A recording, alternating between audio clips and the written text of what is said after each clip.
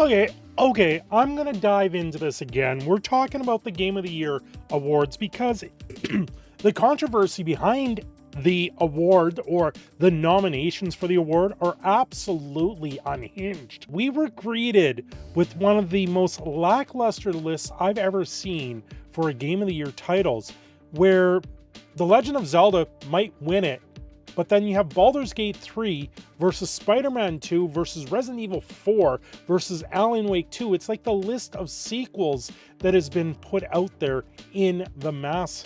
And you gotta wonder, where are the original titles? Like High Five Rush and Lies of P, both very original titles, very different from everything out there. But the one biggest one from the entire Game Awards that seems to not be there is Hogwarts Legacy. The game that made $1 billion did not even get nominated for anything on the scale. And everyone's saying it's because they did nothing special. The game was different. There was puzzles. There was a massive place that you had to explore. They're making like a Quidditch version of the game and a second version of the game. It was that successful of the game. And it was an original IP. And once again, I'm left questioning why and where are the original IPs on these lists. Now, before we get into it, do me a favor, like, share, subscribe, all the good YouTube things. But the Game of the Year list, I went over this in a previous video, and I feel like I need to return to this because it's caused so much more controversy than I thought it would come down.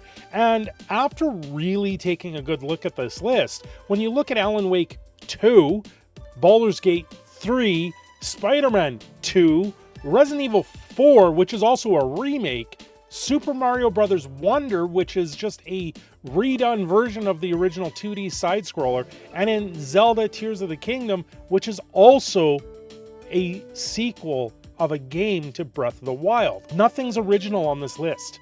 Absolutely nothing original. And I've gone back and forth quite a few people. Results in me being blocked because apparently I'm absolutely insane for saying that Baldur's Gate 3 was nothing but a rated 18 game that was targeting teenagers because they want the horny sex scenes. Because that's what it is. But no, it's optional. That's optional for the game. It doesn't throw it in your face, even though they had to sit there and do a hotfix because the NPCs were way too horny and pushing that narrative.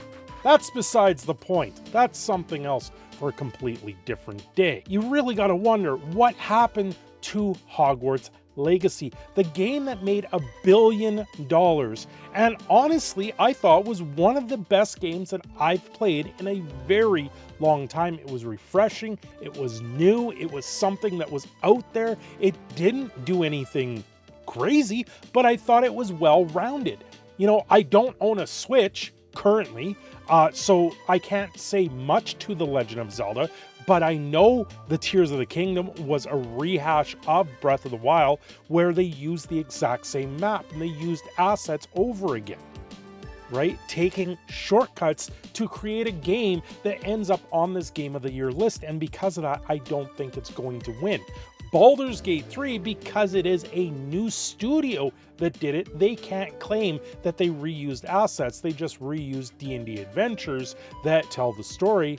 But once again, they really did push in your face that it was all about sex. The stuff that came out from Loran Studios literally was promoting having sex with a bear and promoting the romance scenes of the game. But apparently that's only 1% of the game, and I need to look deeper into it. That's the marketing material that I was presented with in front of my face for this game. What else am I supposed to think? I have seen this game get played by many people at events, Fragapalooza being one of them.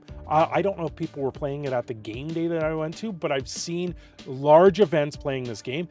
I play Cyberpunk. It's a game. Cyberpunk doesn't pull punches. It's a game that is rated mature. It's a game that knows what it is, and it is a very mature game, where Baldur's Gate 3 is a game that doesn't quite know where it is. It's pretending to be a game marketed towards teenagers, but then it is a very mature game, but it's hidden in that fact.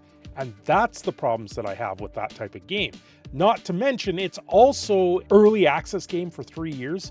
Out of all the games that I've seen for a game of the year, I don't think I've ever seen an early access game get this much attention. Now, when it came to concurrent users, Hogwarts Legacy was still number one. Baldur's Gate came very close to concurrent users for it, but they never did hit that target. They came very close.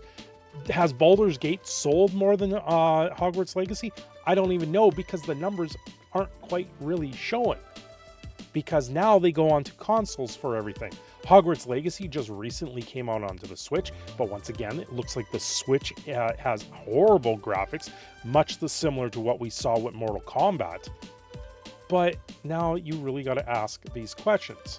When it came to the ratings of games, Hogwarts Legacy knew what it was. They targeted young teenagers, people like myself, people that are fans of the Harry Potter universe. It was a game that was made for fans. But then Baldur's Gate 3, no one knows what it really is, but it's rated mature in majority of places you go. Some places rate it like 15, 16-year-olds, so young mature.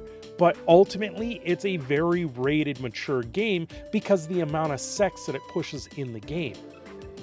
Everyone's telling me that that's only a small part of it, but when it's rated like that, how am I supposed to take the marketing elsewhere? Cyberpunk in itself is very much rated 18, but it doesn't hide the fact that it's rated 18. It doesn't have people sitting there going, that's only 1% of the game.